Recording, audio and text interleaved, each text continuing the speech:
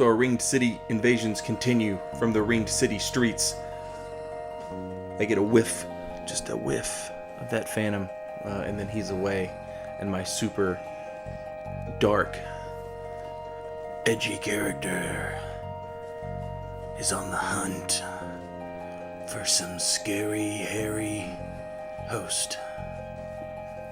I find him up here with the ringed knight. Now, he and the Phantom are separated, and I see he's just running back to the bonfire. All the enemies are dead that way, so there's no point in, you know what I mean, what am I going to do? So I was like, well, fuck it, I'll go chase down the host. Or, I'm sorry, I'll chase down the Phantom. And then he dies. 2 Herald Knights, for whatever reason. I don't know. So then I go back for the host. Now, by this point, a dark moon had been summoned. There he is. There's the host. They're swinging away. Now, when you invade in the ringed city streets, a lot of times you'll invade a host who's at the bonfire, like on his way to Madeir, which is fucking annoying as all hell. So what I like to do is I'll invade from like this area right here, or even a little further in the level, and that way I'm more likely to get a host who's maybe at least moved a little bit. There you saw me just kind of hanging out near the ringed knight. Look at that stun lock. Oh, feels good to put them in the fucking meat grinder, doesn't it?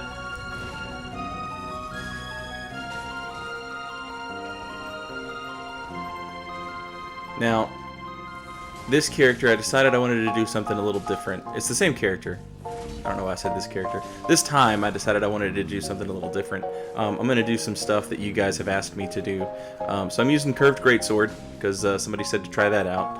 Karthus Curved Greatsword is my favorite Curved Greatsword. And, strangely enough, it only requires 19 strength, which is the exact number of strengths one would need to wield the Zweihander. So that worked out perfectly for this character. So we've got a Dark Karthus Curved Greatsword and a Falchion. Falchion is my favorite curved sword, just mainly for fashion and nostalgia purposes. Plus, Karthus Curved Greatsword has like the coolest weapon art amongst all of the curved greatswords, in my opinion. Host has switched to a straight sword. Blue has got a greatsword. This is a pretty easy fight to win with poise. All I have to do is get in there and hit somebody. It's just making sure I've got the health to make that initial trade. And I keep fucking that up. There, I went for that beautiful weapon art. Didn't hit it. Now these turtle guys here, kind of some, just fodder type enemies. But a lot of times people will underestimate how quickly they can drain your health when they're all in the same room. So, I will totally make use of these guys. Also, another reason I went with the Karthus Curved Greatsword is, it's just the edgiest one, man. It's got, like, tattered cloth hanging off of it. It's like a big katana with more edge because it's bigger. And it's warped. Like my soul. My dark soul. So another blue's en route. And they get lucky. This blue that's coming is actually like a decent player, I think. I didn't get to fight him very long to really get a feel for him, but he seemed like he was pretty good. Now this host is a giant pussy baby fuck shit chicken turd who lives inside of his mother's anus. And he likes to take eggs and he hard boils them and then he paints them purple and then he sticks the egg up his anus. And he just spins it around with the purple part sticking out of his anus. That way it looks like he has a big fucking onion knot coming out of his butthole. And he likes to pick at the ground, like he'll cluck at it like a chicken. And then he pisses all over himself so that predators don't come after him. That's this host. So yeah, here comes the blue that's a good player and probably a good human being. He's using Lothric Uggs, I think, with lightning buff on it, which is smart. Now I've got an ultra, a great sword, and a straight sword. This is harder to win. I'm going to need some enemy backup here, even if it is just the turtles. And a lot of times what you're looking for in enemy backup is not necessarily damage. You're just looking for something that can keep people busy, something that they'll look at besides you. Like right here, the host goes for the turtle. Why would you do that? I don't know. But the Dark Falchion starts doing fucking work. He gets parried all to shit because You don't swing a greatsword twice around a guy with a parry shield. The blue, though, coming in and watching his boys back, absolutely fucking demolishes me with that greatsword, that ultra greatsword. I'm wearing this silver cat ring, so I can just verticality and drop down. All kinds of awesome escape points in this level. If you couldn't tell, the silver cat ring is one where if you're in this general area, go ahead and just keep it on. I'm out of Estus, so I switched to the Estus ring to get the most out of this chug I'm about to get from that blue dying. I knew it wouldn't be long because I'd put him through hell, and then something, I guess a turtle cleric finished him off. Who knew? So when I come back up here, it's the blue and the host. The host doesn't know how to play this game because his mental faculties are lacking. See, when he was born, his mom, her vagina was so crimped tight because she's still a virgin, and see, it was the sperm dripped down from her butthole into her vagina, and so when he was born, her vagina squeezed his head like a fucking pair of vice clamps, and it made him a pussy baby. Anyway, he disconnected on us like if garbage could have cancer. This guy here, he just does not respect the curved greatsword, and he just gets fucking thrashed to the fucking ground about it. And then I do too, because I didn't respect the curved greatsword. Always respect the curved greatsword. It doesn't matter who's using it. Yeah, those Herald Knights are fucking awesome, but they're kind of a pain. It's a coin toss. Are they gonna help you, or are they just gonna smash your fucking head into the dirt? You never know. There's another beautiful example of a player going after an enemy for no reason. I don't know why Lightning Chucker Undead Cleric is your main priority when there's a guy chasing you with a curved greatsword. So let's talk about the curved greatsword a little bit here. The strengths and weaknesses and stuff. Poise seems to start up kind of slow on these compared to a greatsword, and the attacks are a bit slower. But the running R1, everybody knows by this point. It's just such a good attack. It's one of the safer attacks in the game, so long as you space it right. It's hard to punish, and you'll probably hit the person you're after, unless they try and parry you, which is a very real threat with this weapon. You can almost parry it on reaction with a medium shield.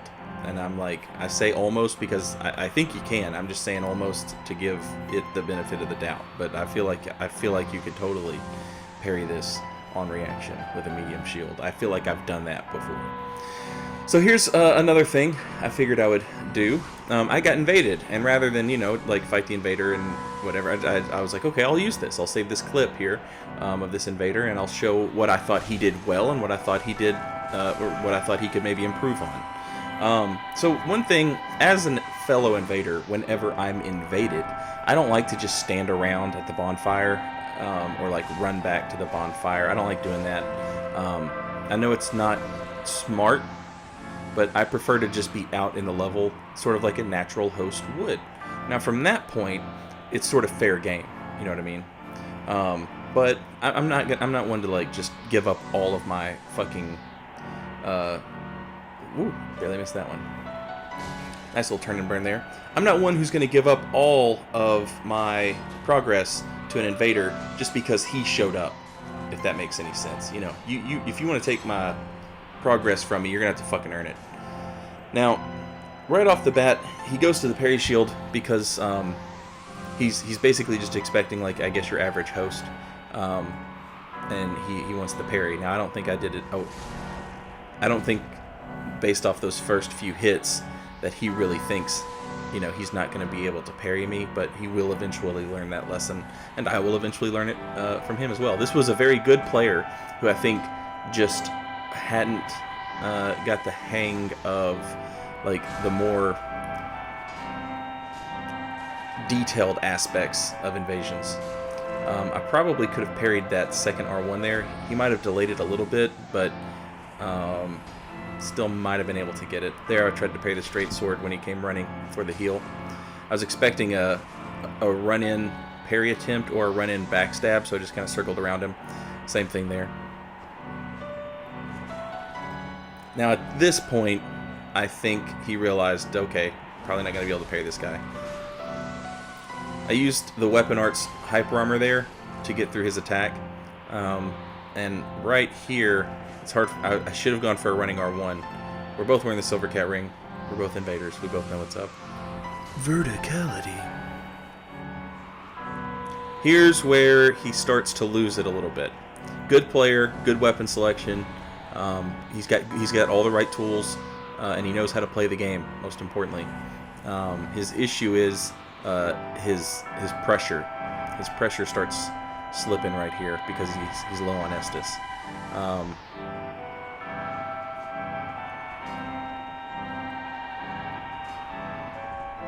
Now right here he's doing fine. This is what you would expect anyone to do.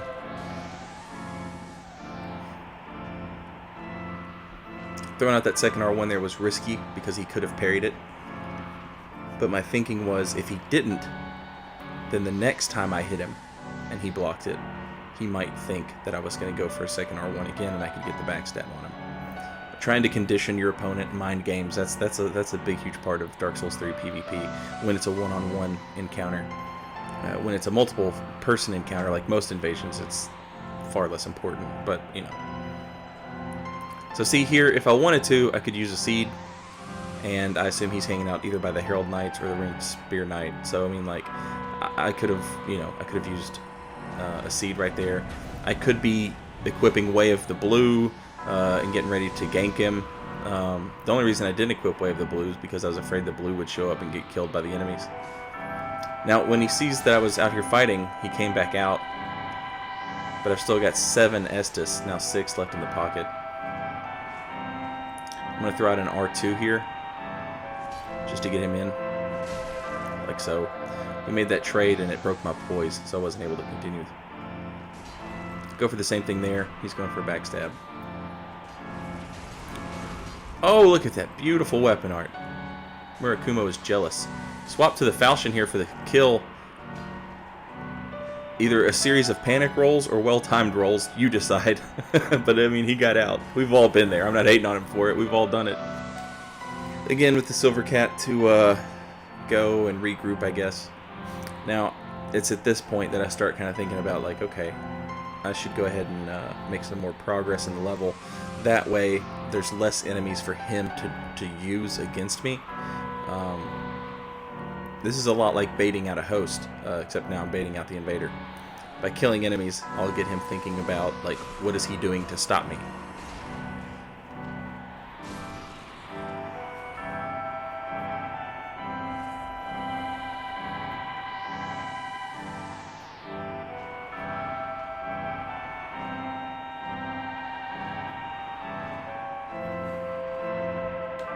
And then during that little cut right there, about 40 seconds passed where the invader did nothing.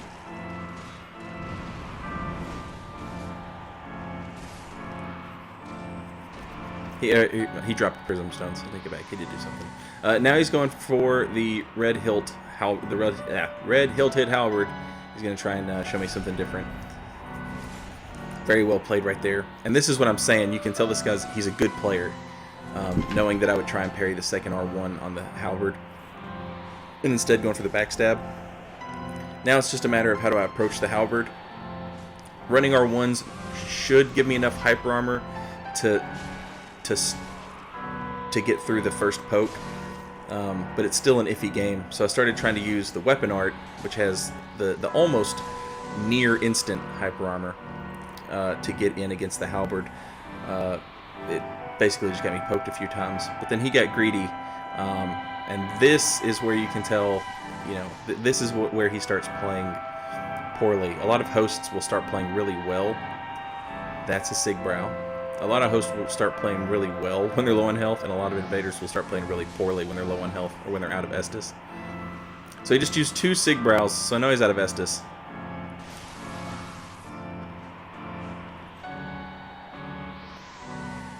Now the Falchion doesn't have a lot of reach. I was expecting Barker Bomb Bait there, but he was smarter than that. He knew I would know about it. You know, he knew I would not take it. I'm able to outspace him right here. hit him with a running R1 on recovery, and this is where he loses. Right there. He threw out that R1 because he got greedy, and that's why he lost this invasion. He saw I was at low health, and he thought 2 R1s would finish me off. They probably wouldn't have. Overall, he played pretty well. And to be fair, invading a solo host is one of the hardest fucking things to do in this game, especially when invading a solo host who's good at the game. That's one of the harder challenges in the game. Sometimes it's easier to fight 2 or 3 people than it is to fight one who knows what they're doing. But yeah, it was a good player and a decent invader. He ran out of Estus, and after that he started trying to like bide his time, and it you know what I mean, like you have to be applying pressure, you have to make me feel like I need to move, you know what I mean, otherwise I'm just gonna stand still and I'm gonna make you come to me. Bunch of password summons here. That dude goes down like a chump. If you're gonna be password summoned, you might as well be level 600 or 800 or whatever, right? Give yourself 99 fucking vigor. Who cares? Now there you can see the other phantoms using the split leaf. Host is using the fume. The other invader did some work. Got him hurt pretty good. I'm unable to get the roll catch. Other invader comes in to help me out. And again, this staircase is just, oh, it's so hard.